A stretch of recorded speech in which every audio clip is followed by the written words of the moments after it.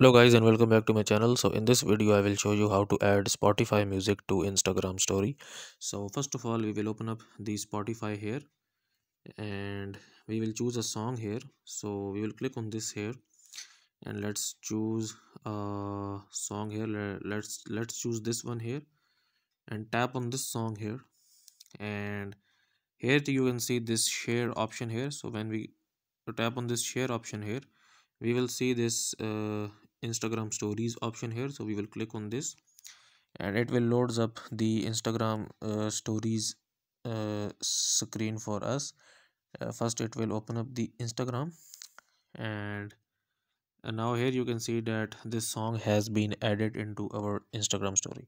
Now if you want to add your own video or photo here, you will tap on the stickers icon here and choose the gallery option here. So we will scroll down. This is the gallery option.